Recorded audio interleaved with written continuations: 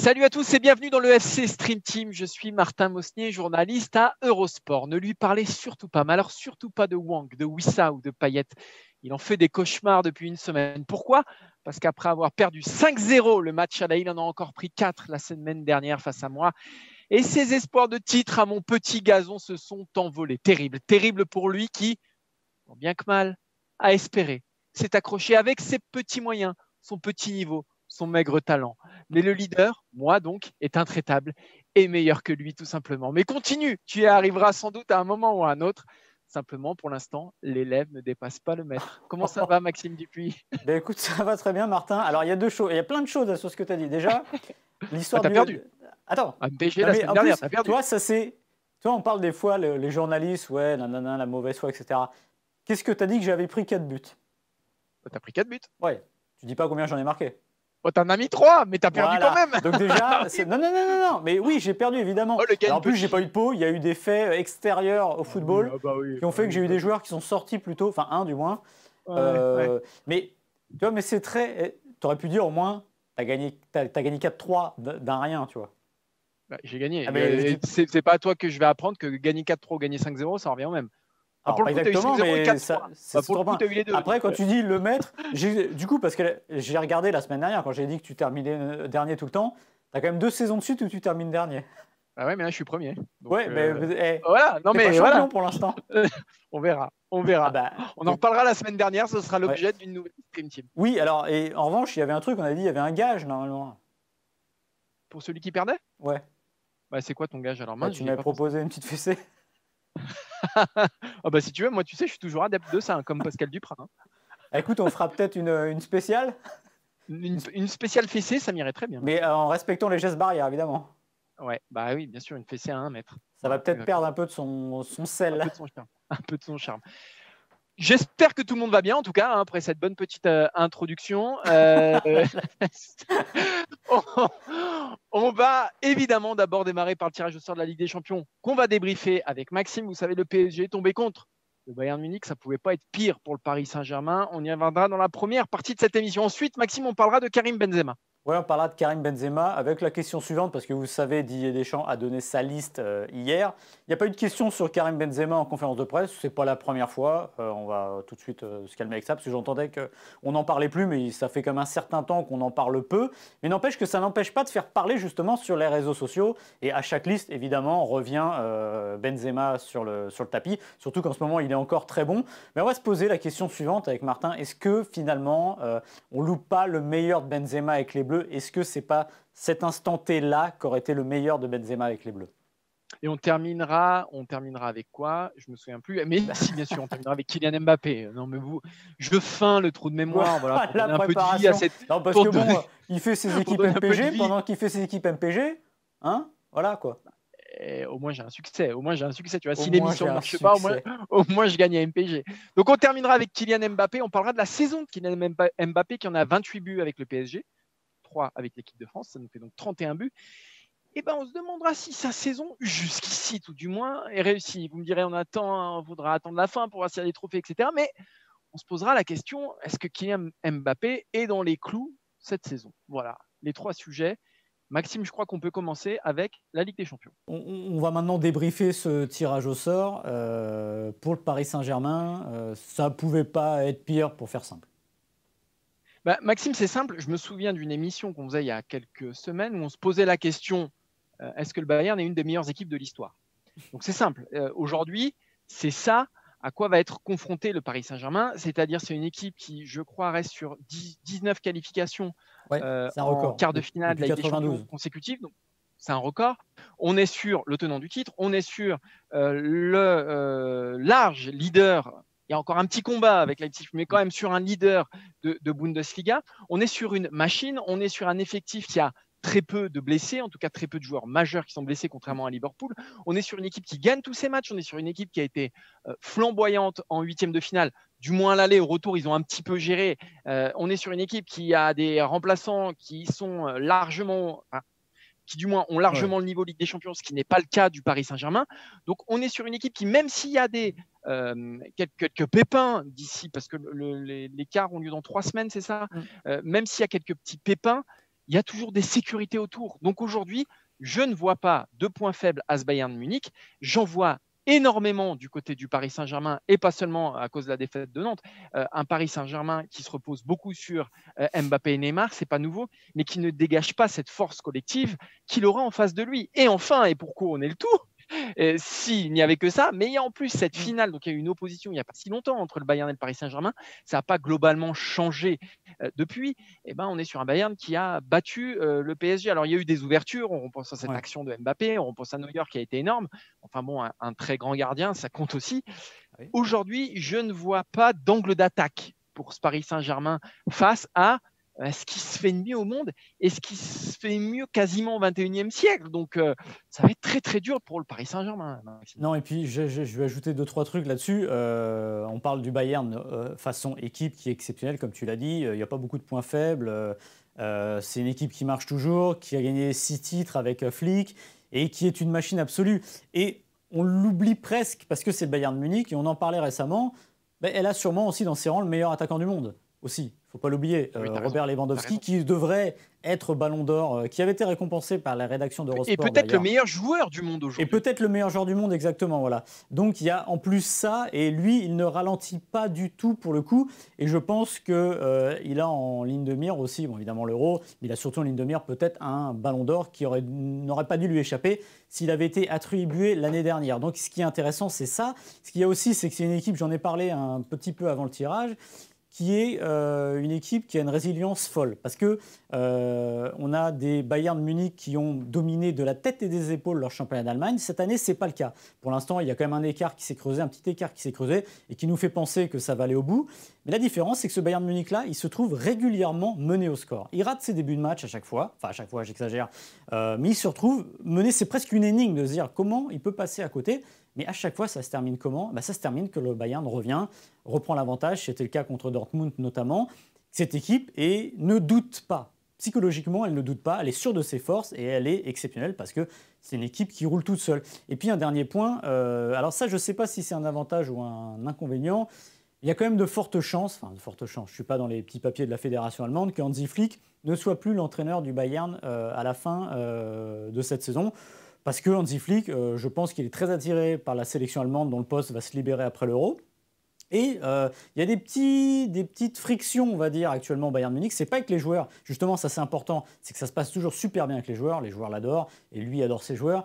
Mais avec la direction, voilà. Et on sent que lui, en reprenant l'équipe du Bayern il y a 1 an et demi, en gros, il a un peu gagné au loto. C'est-à-dire qu'il s'est retrouvé dans une position qu'il n'aurait peut-être jamais dû avoir. Et il a su en faire quelque chose de magnifique et de se révéler en tant qu'entraîneur d'une grande équipe comme ça. Et je pense que le train de l'équipe d'Allemagne l'intéresse fortement. Et pour gagner, on va dire, en crédibilité, si tant est qu'il faille encore plus gagner en crédibilité, une fin de saison réussie serait pas mal. Et ce serait aussi l'occasion de marquer l'histoire à sa manière, même si, on va le dire tout de suite, le Bayern dit non, mais il faudrait être fou pour lâcher Hansi Flick. Je pense que si demain, il a très envie d'y aller et que la sélection lui fait confiance, il ira. Donc je pense que c'est... Je ne mettrai pas ça forcément en avantage pour le Bayern, mais c'est un truc qui peut compter. Et voilà, et comme tu l'as dit, pour terminer, c'est vrai que les angles d'attaque, ils sont très compliqué, voilà. Sinon, de dire les prendre à la gorge comme les autres adversaires savent le faire. Mais le problème, c'est que le marathon, il dure 180 minutes. Il ne faut pas seulement être bon sur les 20 premières minutes. Et surtout, si Paris doit apprendre quelque chose de sa finale de 2020, où Paris n'est pas ridicule, on ne va pas dire que le Bayern a surclassé, parce que Paris a les occasions. Mais il faut être réaliste, voilà, tout simplement. C'est des finales de Ligue des Champions. Il n'y a pas 50 occasions et Mbappé en a raté. Donc au moins, ils auront ça en tête. Ils savent que ça ne passera pas sans faire le match parfait et surtout sur 180 minutes ou plus. Alors, je regardais Lewandowski, 39 buts en 32 matchs, en 35 matchs, pardon. Donc, ça fait un but toutes les 76 minutes. Il n'y a personne qui fait mieux. C'est-à-dire, on parle beaucoup d'Hollande, Ronaldo, Mbappé. Ils les regardent de très, très haut. Donc voilà, tu as le meilleur gardien du monde, tu as le meilleur attaquant du monde, tu as Kimmich, qui peut jouer partout, qui est exceptionnel partout.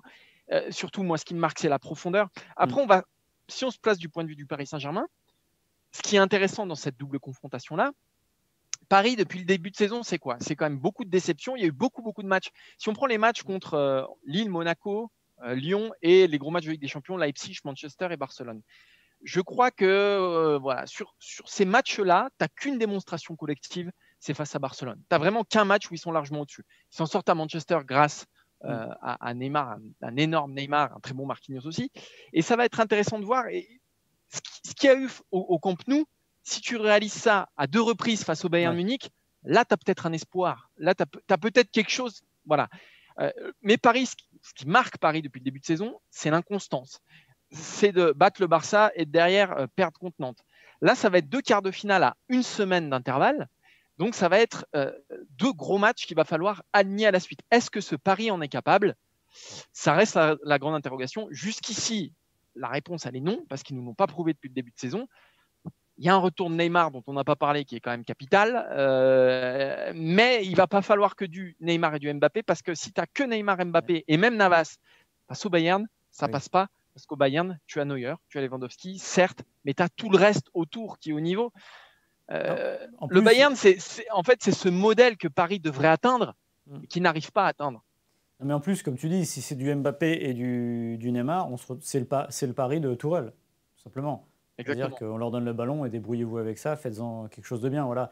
Et là, c'est exactement ce qu'il ne faut pas faire face au Bayern Munich, parce que comme tu l'as dit, c'est un rouleau compresseur. C'est une équipe complètement pleine. Et tu as parlé des... Alors, pour être honnête, je ne me souviens pas quel est le match qui va être entre l'aller et le retour pour le Paris Saint-Germain en championnat. Mais une chose est sûre, celui d'avant, c'est PSG-Lille. Donc Paris se retrouve quand même, après la reprise internationale, et se retrouve quand même avec un enchaînement PSG-Lille, Bayern. Alors évidemment, Lille n'est pas du même calibre, mais n'empêche que Lille aujourd'hui est leader du championnat de France. Et Lille est une équipe qui ne cache pas ses ambitions d'aller gagner le championnat de France. Alors ce sera un déplacement à Strasbourg. Ça ne rappelle pas forcément de bons souvenirs. Et oui, Strasbourg à Neymar. Les déplacements, et puis oui, même les déplacements à Strasbourg sont souvent compliqués. Bon, évidemment, on le répète, c'est des situations un peu différentes. Mais c'est vrai que Paris, en plus, ne pourra sûrement pas décemment lever le pied entre 2 matchs, parce que Paris n'a pas 15 points d'avance. Et s'ils ne veulent pas perdre le championnat, il va falloir s'accrocher aussi. Donc voilà, c'est sûr que on le répète, c'est le pire tirage, mais c'est aussi un tirage excitant. Voilà. Et encore une fois, on parlait du tableau, on l'a dit, demi-finale, ce serait le vainqueur de City Dortmund. Voilà, c'est un tableau qui est aux antipodes de celui de l'année dernière, où on le répète, il y avait 3 équipes en face. C'était l'Atalanta, l'Atlético Madrid, qui aurait été le pire adversaire, mais qui s'est fait sortir en quart par Leipzig. Et évidemment, il y avait cette finale derrière avec le Bayern Munich qui était... Et Maxime, j'ai une question pour toi. Oui. J'ai une question pour toi. Si Paris sort ce Bayern en quart de finale, cette Ligue des Champions, dans le contexte actuel, ce qu'est le Bayern aujourd'hui, est-ce que c'est le plus grand exploit de l'histoire du Paris Saint-Germain? Non, mais il faut voir les matchs, c'est toujours pareil. Voilà. Et c'est sûr que si c'est. Mais épique... en tout cas, sortir cette grande équipe-là. La question se poserait, c'est sûr. On parle évidemment, quand on parle exploit et grande soirée du Paris Saint-Germain, on pense évidemment notamment au PSG Real de 93, voilà, mais ce n'est pas la même position, et ce Real-là n'avait pas la puissance du PSG, mais le PSG non plus n'avait pas cette puissance-là, mais c'est vrai que redevenir de 3-1 à 4-1, ça disait quelque chose du Paris Saint-Germain. Oui, ce serait un énorme exploit, sûrement plus gros notamment que battre le Barça de 95 de Cruyff, parce que c'était un Barça qui était déjà sur la pente descendante. Peut-être que le Bayern, dans 2 mois, on dira finalement, était sur la pente descendante, mais pour l'instant, ce n'est pas ce qui se dessine. Donc en effet, ce serait un exploit immense, parce que sur 2 matchs en plus, c'est ça qui est difficile. Et ce qui est certain, c'est qu'en tout cas, c'est un exploit que n'a jamais réalisé le PSG sous QSI. Ils n'ont jamais sorti une équipe aussi forte, aussi cohérente. Et voilà, ils ont créé quelques exploits. On pense à Chelsea notamment, ou des matchs comme ça. Mais sortir une équipe de ce calibre-là, le PSG de QSI ne l'a jamais fait. Donc ils sont confrontés à un défi immense. Je ne suis toujours pas loin de penser que leur plus grande prestation européenne, peut-être pas plus grande prestation, mais là où ils sont passés près de sortir un énorme club, c'était le Barça en 2013. Vous vous souvenez du match retour avec Pastore, Messi, où là vraiment ils avaient regardé les yeux dans les yeux, et là il y avait des regrets. Voilà. Souvent ça a été des occasions ratées face à des clubs en plus pour le coup qui n'étaient pas forcément toujours au-dessus. On pense à Chelsea, on pense à Manchester City, donc oui, en effet ça ressemblerait à un gros coup de poing sur la table, mais ce serait vraiment l'énorme coup de poing sur la table, parce que sortir des tenants du titre, déjà même dans l'histoire du football français, j'en vois un qui me vient à l'esprit, Marseille en 91 contre l'AC Milan. Ça ressemblerait un peu à ça, AC Milan qui était double tenant du titre. On serait pas loin de ce calibrage-là, de sortir le Bayern au même stade de la compétition. On va vous montrer le tableau final, parce que ça, c'est important. Ce sera la suite de la discussion. On va vous faire tout à l'heure nos pronos, mais on va quand même pas vous parler des autres matchs. On a donc Bayern Munich-PSG et Manchester City-Dortmund qui sont dans la même partie de tableau. Vous voyez, hop, voilà, les deux parties de tableau sont là parce qu'elles ont été aussi tirées. Et évidemment, le Bayern Munich ou le Paris Saint-Germain affrontera le vainqueur de Manchester City-Dortmund. Donc c'est vraiment l'Everest par la face nord. Alors je ne sais pas si c'est la plus pentue, mais en tout cas, c'est la face nord. Donc on partira du principe que c'est plus dur que le sud. Real Madrid-Liverpool de l'autre côté. Et Porto-Chelsea. Donc voilà, on l'a dit Martin, je pense que c'est quand même deux tableaux qui sont quand même globalement équilibrés. Ce n'est pas aussi déséquilibré que l'année dernière. Non, c'est deux parties de tableau équilibrées dans la mesure où tu as Dortmund et Porto qui sont pas ensemble dans la même partie de tableau. Après, tu as quand même le Bayern et City qui peuvent s'affronter en demi-finale. Ça resterait un gros choc. Mais aussi, pourquoi, Maxime? C'est parce que ces quarts de finale, ils sont un peu plus relevés que ceux de l'année dernière, parce qu'on l'a dit aussi, tous les premiers de groupe sont passés, sauf la Juventus. La Juve est finalement la seule qui manque à l'appel parmi les premiers de groupe. Donc, on a finalement beaucoup de gros bras. Donc, fatalement, c'est un tableau qui est relativement équilibré. Si tu as une demi, ça peut donner quoi de l'autre côté? Ça peut donner Real-Chelsea, par exemple. C'est vrai que c'est très costaud. Ou Liverpool-Chelsea, c'est vrai que c'est très costaud. Donc, quoi qu'il en soit, on aura du lourd. Parce que Porto face à Chelsea, ça va être compliqué. Alors, Dortmund face à Manchester City, là, j'en parle même pas. Et ce qui est étonnant, c'est qu'on est dans une année, la fameuse année Covid, où justement les cartes sont rebattues. Et en Ligue des Champions, à l'arrivée, on va se retrouver quasiment avec les équipes globalement qu'on attendait. Évidemment, il manque la Juve. Donc, sur les hauteurs, ça a tendance à revenir à la logique. Si tu veux bien, Martin, on va faire nos paris, pronos. C'est plus des paris que des pronos parce que, évidemment, pour un quart de finale, déjà, c'est difficile. Mais alors, pour des demi-finales qui sont dans presque un mois, c'est compliqué, mais on va quand même s'amuser à faire ça. Et si tu veux bien, Martin, comme on est les rois du suspense, on ne va pas commencer par le premier match, on va commencer par en bas. Mais bien sûr. Parce que sinon, si jamais il y avait une mauvaise nouvelle d'entrée, au Paris Saint-Germain, on perdrait sûrement tout le monde. Donc on va mettre ça pour la fin, le temps de réfléchir, aussi de bien peser le pour et le contre. Et on va commencer par le... Alors je ne sais pas si c'est le plus déséquilibré, mais ça fait partie des deux plus déséquilibrés. Porto-Chelsea, Martin, ton avis?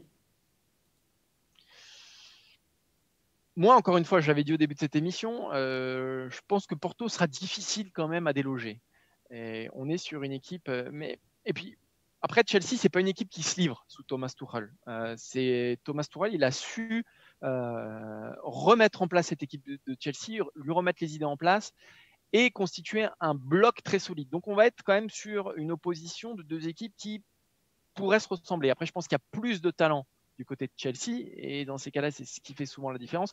On est aussi sur une équipe de Chelsea, alors on verra dans un mois.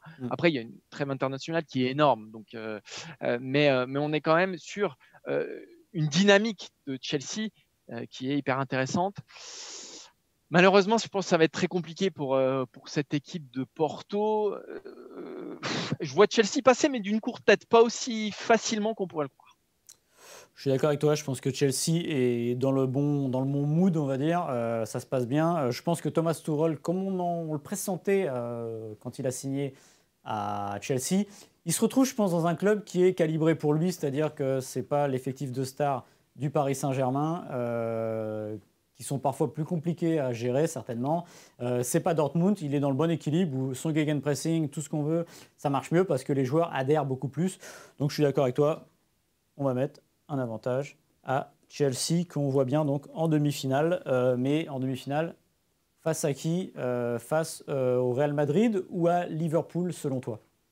Alors pour avoir vu ce que je disais aussi tout à l'heure, les deux matchs du Real en huitième de finale de la Ligue des Champions, ce Real en Ligue des Champions, c'est pas le Real de la Liga. Et si tout le monde est là, et quand je dis tout le monde, je parle de la colonne vertébrale Varane, Ramos, Casemiro, Kroos, Modric et devant Benzema. Si ces mecs-là sont là, ce sera très compliqué pour Liverpool parce que on l'a vu dans les déclarations d'après-match, ils étaient piqués. Ils étaient piqués qu'on les prenne pour des vieillards, qu'on les prenne pour une équipe finie. Et Zidane, pareil, il était piqué, lui. Et je pense que l'orgueil de ces champions-là va les mener assez loin. Ils sont moins bien entourés qu'avant. Et il n'y a pas Ronaldo, hein, la place, c'est Vinicius. C'est pas tout à fait le même topo. Mais je pense que face à Liverpool, qui pour le coup, alors c'est pas des vieillards, mais me semble quand même une équipe où quelque chose s'est brisé, quelque chose s'est cassé. Il y a, je crois, 9 défaites lors des 17 derniers matchs. Et il me semble quand même que cette équipe de Liverpool me semble en fin de cycle. On est de toute façon sur 2 équipes qui sont en fin de cycle, c'est clair, 2 équipes en fin de cycle, mais il y a plus d'envie du côté du Real. Je mets le Real sur ce quart-là. Ouais, je suis d'accord avec toi, surtout que je pense que le calcul, enfin c'est plus un calcul parce qu'ils n'ont pas eu le choix, ils sont complètement écroulés depuis on va dire, les fêtes de Noël, Liverpool. Souvenez-vous qu'ils étaient en tête largement du championnat d'Angleterre.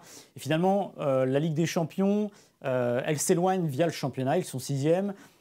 Surtout que le 4e est Chelsea qui marche très vite. Alors évidemment, les équilibres et les formes peuvent s'inverser, mais quand même, je pense que Liverpool a pris trop de retard. Et l'argument de penser qu'en étant autant largué en championnat, on puisse à côté avoir une seconde vie en Ligue des Champions, ça me paraît difficile, voilà, tout simplement, de devoir ça existe rarement quand même, ça. Ouais, voilà. De devoir remettre comment dire, l'accélérateur en Ligue des Champions, surtout sur des matchs de haut niveau. C'est un peu comme, vous savez, quand on disait le Bayern, je me souviens le Bayern de Guardiola, une fois qu'il était sacré en février, on se dit oh là là, ils vont pouvoir préparer la C1. Non, c'est pas vrai, c'est compliqué de gérer les deux. Et puis Liverpool, il y a les blessures tout simplement, Van Dijk, Gomez, tout ça.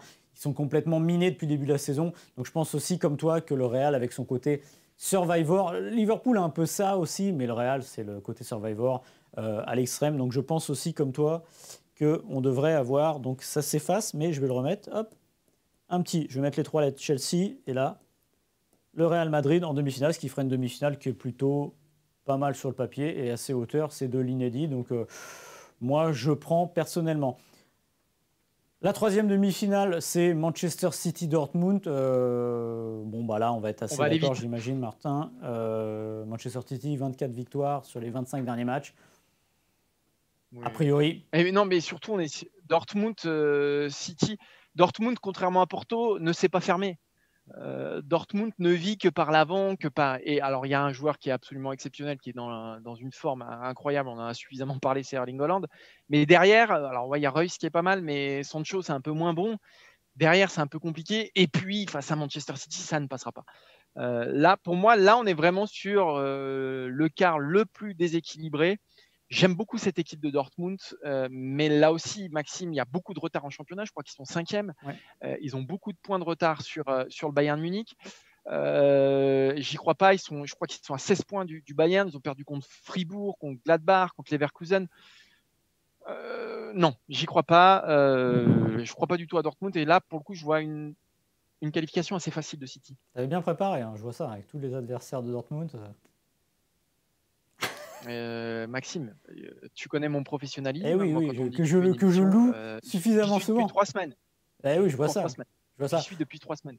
Ouais, j'ai pas grand-chose à ajouter, honnêtement, parce que voilà, Manchester City, on l'a dit tout à l'heure. Parce que c'était brillant.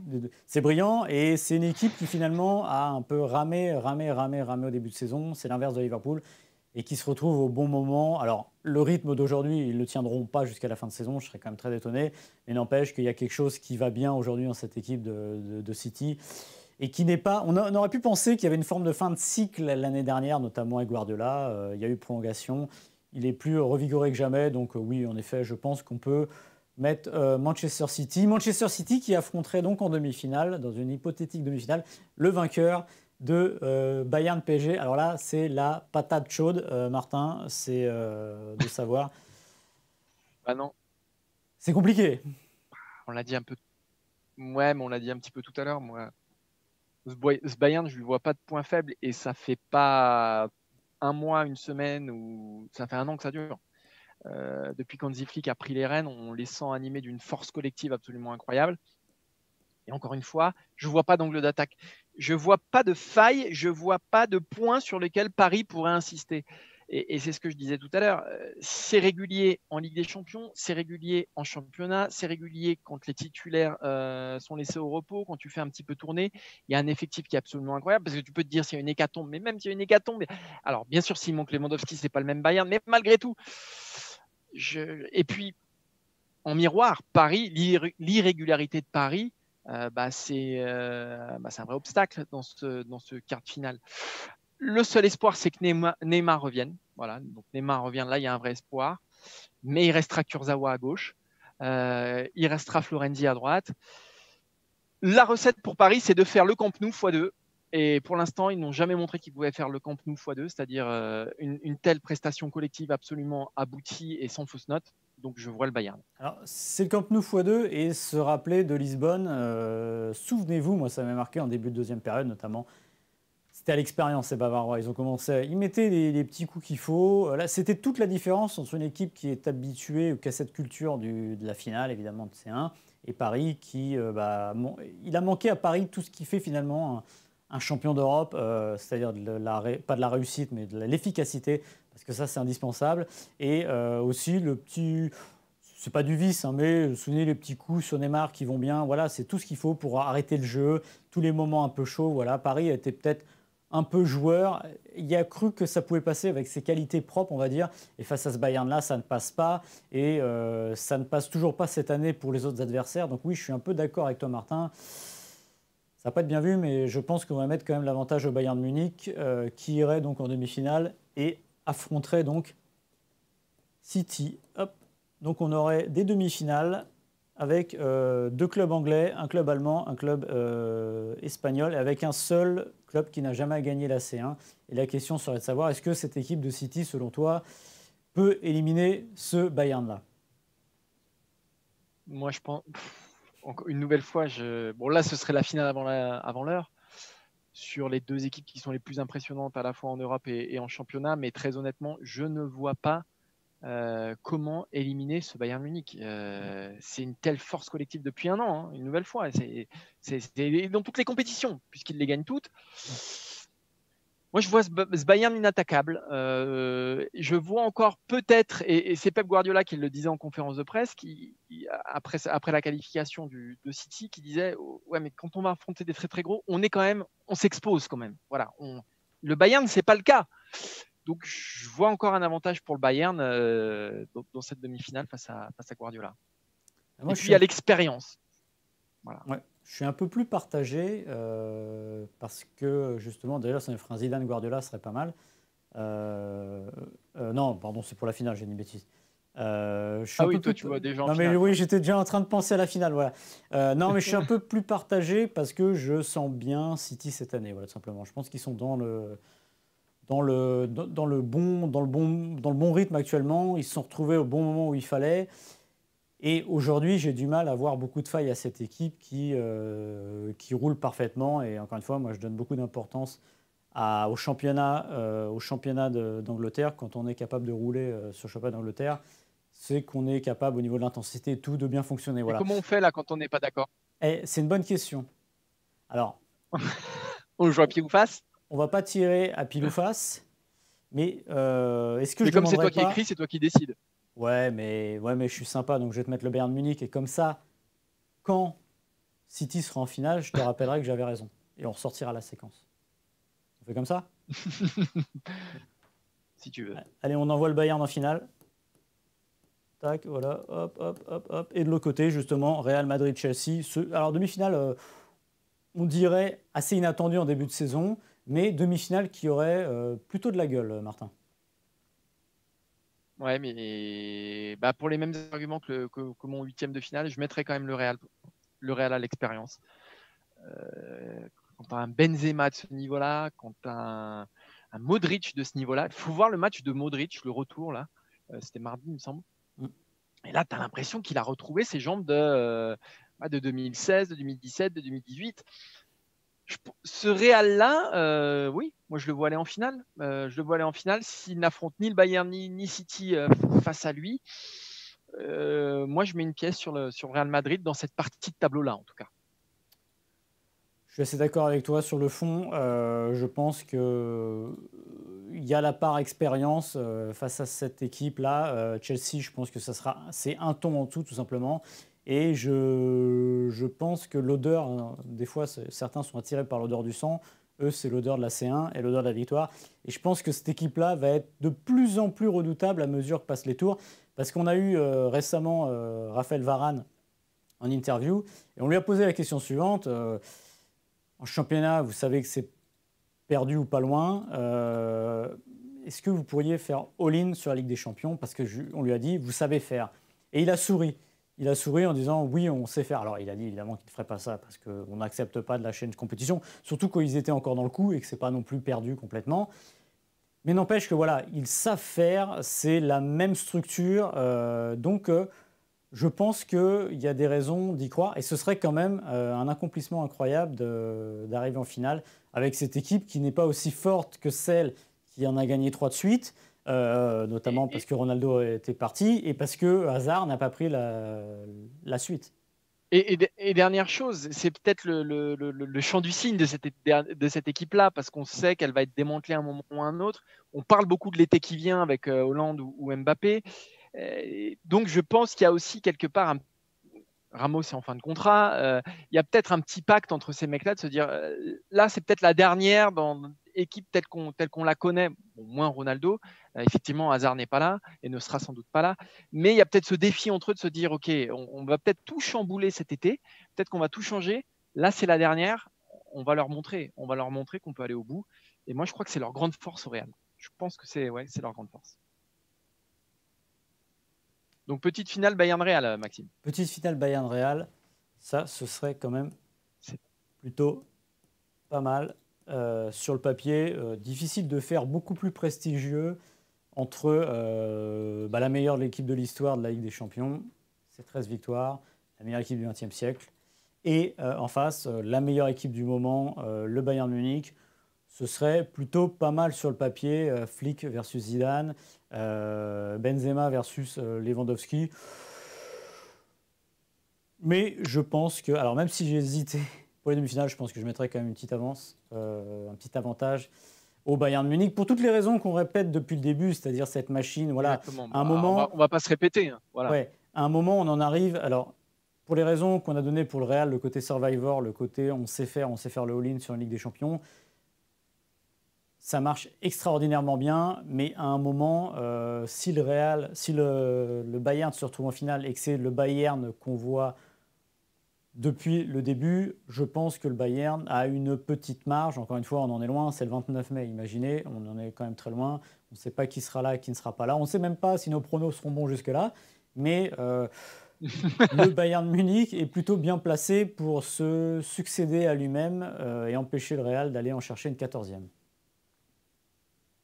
Je vais rien rajouter. On a déjà beaucoup parlé du Bayern de toute façon dans cette émission. Donc, encore une fois, je ne vois pas de point faible. Donc, je ne vois pas une équipe capable de battre le Bayern aujourd'hui. Voilà, je vais aller mettre donc, le vainqueur, Bayern Munich. Le point final qui serait donc. Voilà, du coup, ça ne sert à rien de regarder les matchs parce que voilà. Vous avez tout sous les yeux. On va s'éloigner un petit peu de la Ligue des Champions, enfin à peine, puisqu'il va être aussi question de l'équipe de France. On va parler maintenant de Karim Benzema. Vous le savez, il n'est plus appelé en équipe de France depuis la fin de l'année 2015 et il va faire de la sextape.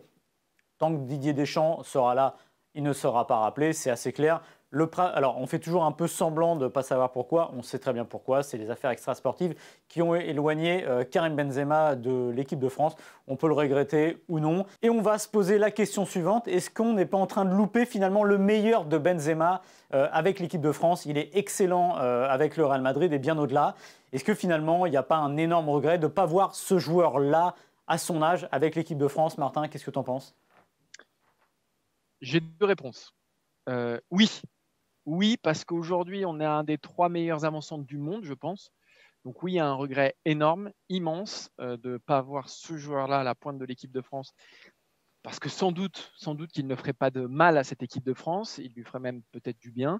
Je pense qu'un trio Mbappé, Griezmann, Benzema, ça fonctionnerait. Griezmann, Benzema, je crois que la dernière sélection de Benzema, donc c'était face à l'Arménie où il marque un doublé, il y a Griezmann dans l'équipe et ça se passe très très bien. De toute façon, en règle générale, ça se passe toujours assez bien avec Antoine Griezmann qui sait très bien se servir de ses coéquipiers les plus talentueux pour sublimer leur talent. Donc je me dis qu'un Griezmann-Benzema notamment, ça marcherait très bien, je pense qu'avec Mbappé aussi. Maintenant, est-ce qu'on n'est pas en train de rater le meilleur de Benzema? Ça, j'en suis moins persuadé parce que il faut se souvenir de sa saison 2013-2014, notamment avec le Real Madrid, où il est aussi monstrueux. Alors peut-être qu'on le voit un peu moins parce qu'il y a Ronaldo, donc peut-être que le Real est un peu moins dépendant de Benzema.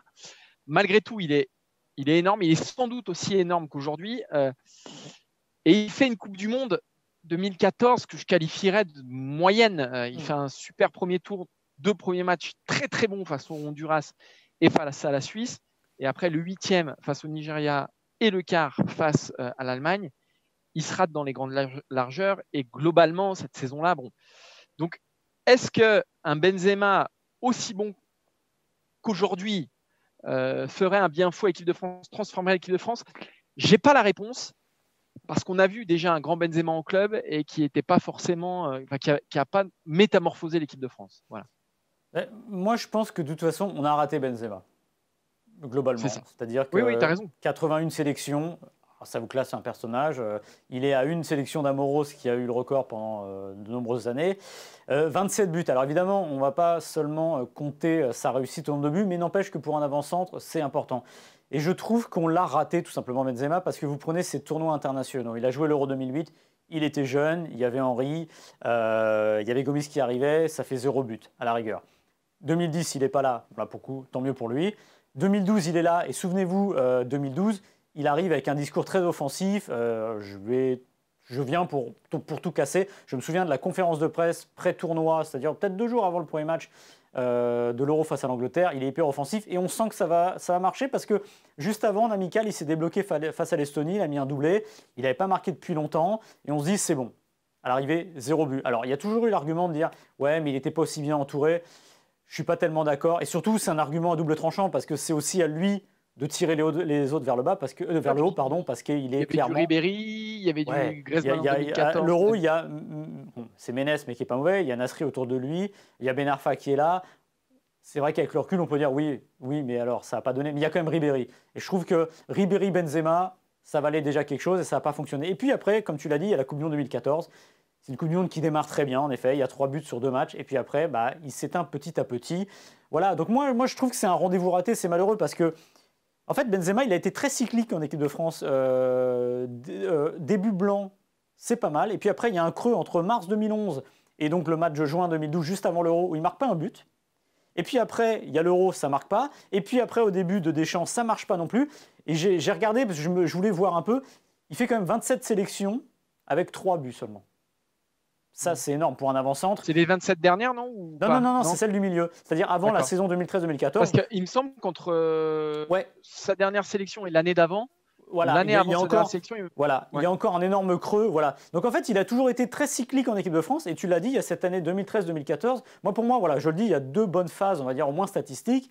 C'est début blanc, quand il est reconstruit et qu'on sent qu'il y a un nouveau truc avec Valbuena notamment le match de Wembley, ces matchs-là qui marquent le coup. Il y a Deschamps au bout d'un moment, vers le barrage et tout ce qui va constituer, on va dire, la montée en puissance vers la Coupe du Monde et le début de la Coupe du Monde. Et puis après, il y a encore un trou et c'est très cyclique. Et après, il y a toujours le procès qu'on fait à Deschamps de dire, il l'a écarté. N'empêche que pendant ce temps-là, il fallait le défendre.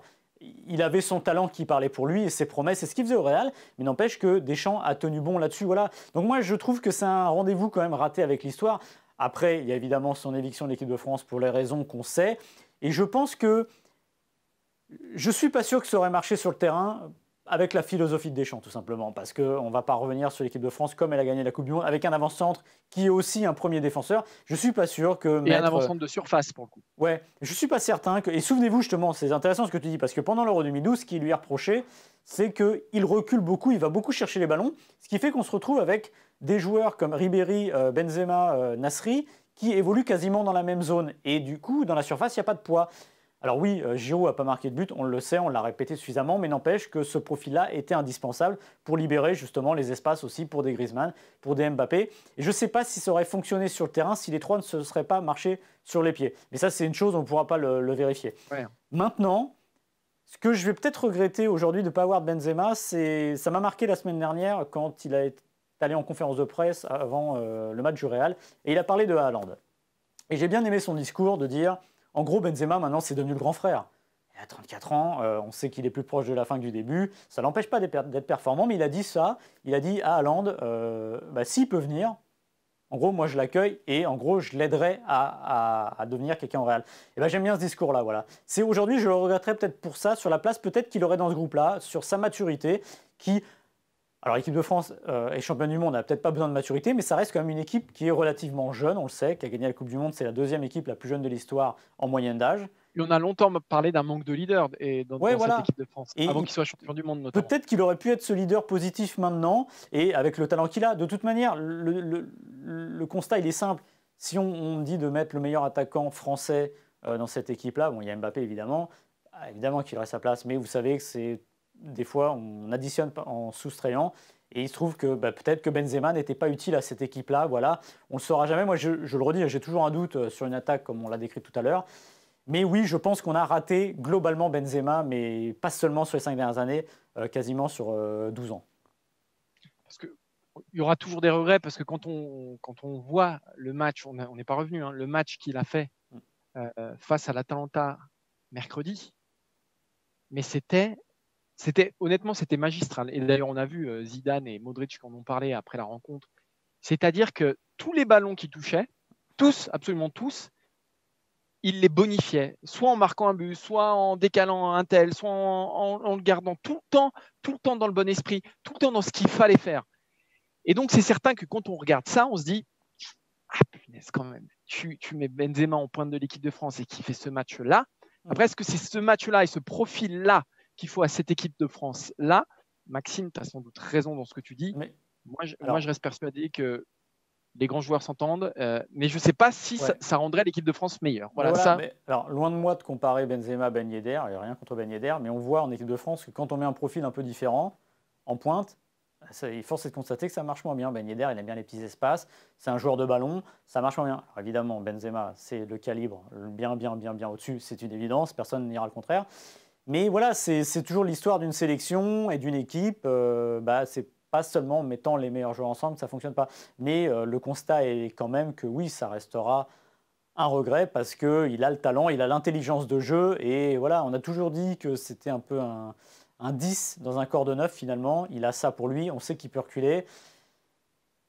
Il y aurait peut-être eu quelqu'un de trop avec Antoine Griezmann, le Antoine Griezmann comme il joue. Voilà. Ça, c'est possible. Ainsi. Allez, on va terminer cette émission avec un autre attaquant français, peut-être le deuxième meilleur attaquant français du moment d'ailleurs. Ça va être tout l'objet du débat qui va suivre. Kylian Mbappé, qui a encore marqué les esprits face à Lille en marquant un doublé. En gros, là, Mbappé, ça s'est passé comment ces dernières semaines? Triplé face à Barcelone, immense. Ensuite, on a eu une défaite face à Nantes où il a été, pour le coup, catastrophique. Entre-temps, il y avait eu un match nul où il avait marqué son pénalty face au FC Barcelone. Et puis, face à Lille, un doublé. Et on va se poser cette question que personnellement, j'ai du mal à trancher. Est-ce que la saison de Kylian Mbappé, pour l'instant, est réussie? Alors, d'abord, d'un point de vue totalement objectif, donc si on regarde simplement les chiffres, c'est 28 buts cette saison, Kylian Mbappé. C'est un but toutes les 96 minutes. Si on compare à Lewandowski, c'est un but toutes les 76 minutes. Haaland, on les compare beaucoup en ce moment, c'est un but toutes les 82 minutes. Ronaldo, un but toutes les 93 minutes. Messi et Kane, un but toutes les 119 minutes. Donc globalement, il est dans le peloton de tête des meilleurs joueurs européens d'un point de vue strictement statistique. Maxime, est-ce que ça suffit pour dire que la saison de Kylian Mbappé avec le PSG est réussie?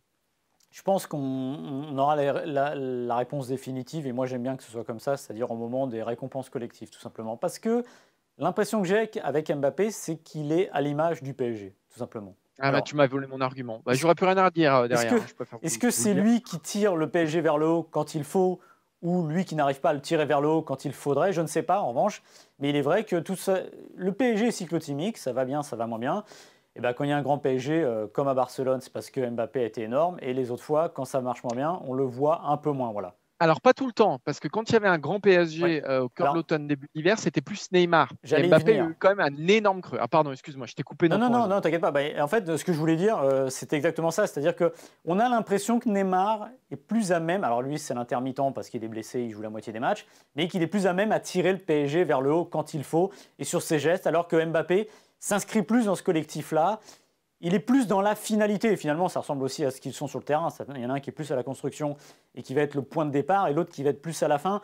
Donc je pense qu'en effet, la saison de Mbappé se jaugera aussi à l'aune des accomplissements collectifs du PSG.